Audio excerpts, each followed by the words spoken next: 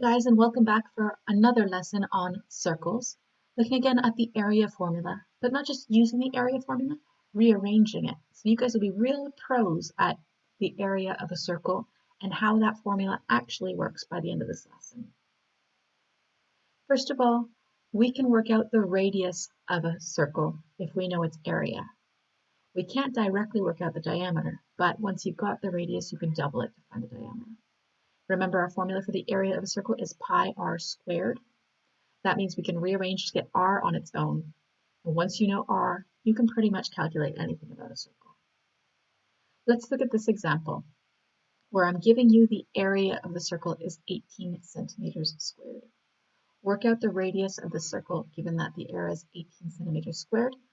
Again, like we did with the circumference formula, if they give you a measurement, you should use the formula for that measurement, turn it into an equation, and then you can rearrange that equation to find whatever it is that you need to find.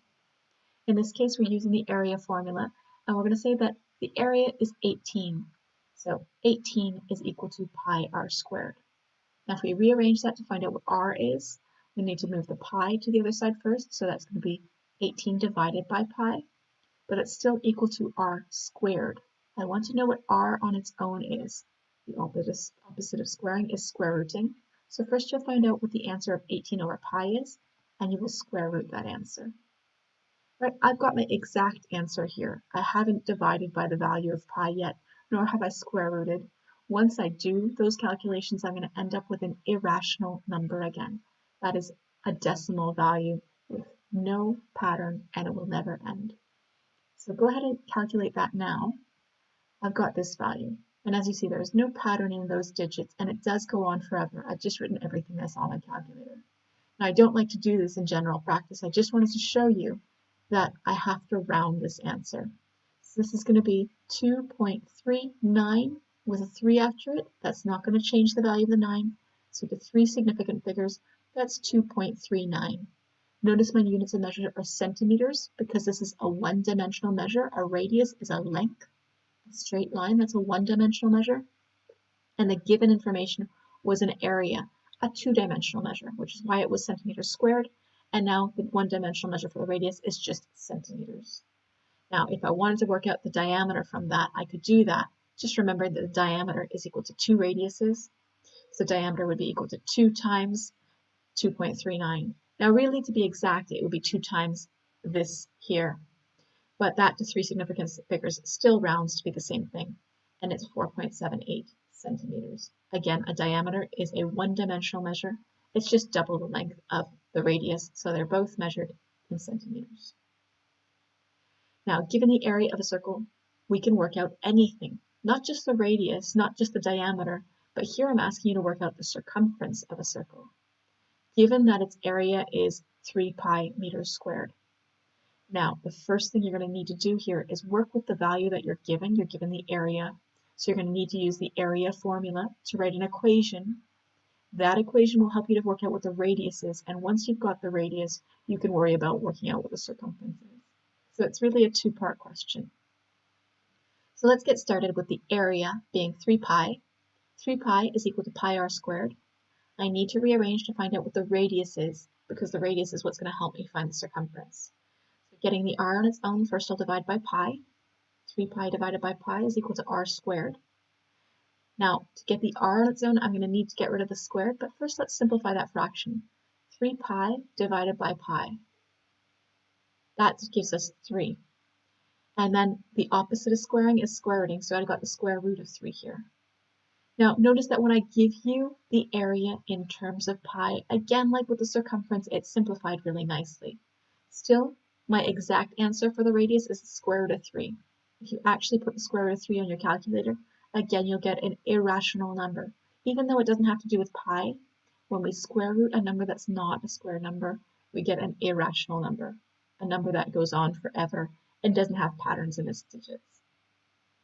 So I'm going to work with the exact value for the radius. If you want to work out what square root of 3 is, you can, but if you round it, it won't be exact, and I've not finished my question yet. So to work out the circumference, c equals 2 pi r, I'm going to substitute the square root of 3 in for r. So the circumference is equal to 2 times pi times the square root of 3. Now that's the exact value for the circumference. If I actually do the square root of 3, as you just seen, you get an irrational number.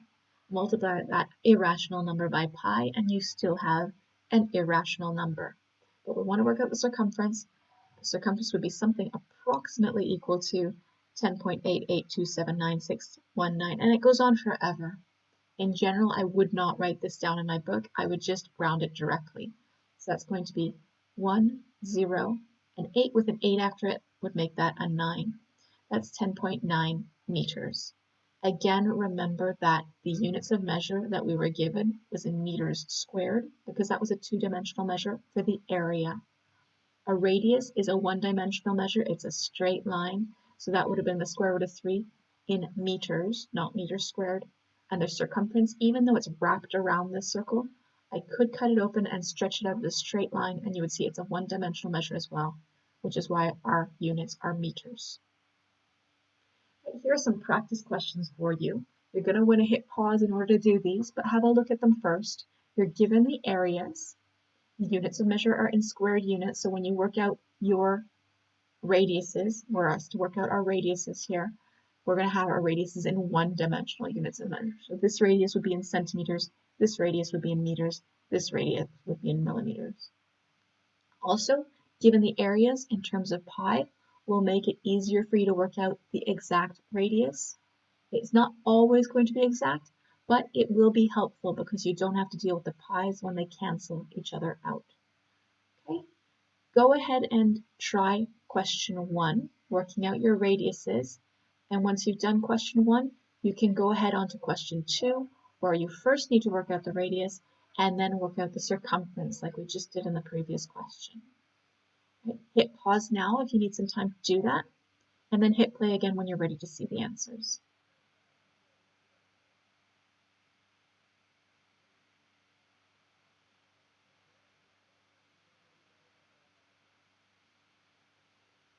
If you haven't hit pause yet and you still need more time, go ahead and hit pause now, please. Don't look at the answers until you're done. Here come the answers. For question 1, A, B, and C, these ones worked out to be an exact value for R. That is not the case for all of these questions, but that's just because pi r squared in these cases, when we divided by pi and we square rooted, we got a whole number answer for each of these, or a rational answer in this case. Okay. Next, D, E, and F. Now these are my values for R, my exact values for R. Notice I didn't do the square rooting on these two yet, because when I square root these numbers, they will give me irrational numbers. That's because 8 is not a square number and 5 is not a square number. However, here I started with the square root of 4, and that was 2. So the exact answers are here. My rounded answers are these. So R is approximately 2.83 meters to 3 significant figures. 2.24 centimeters to 3 significant figures. And this one was exact. Next for question G, H, and I. Now my exact values for the radius look kind of messy, but I can work out those values to 3 significant figures. Notice what I did here is I first divided the area by pi and then I square rooted my answers.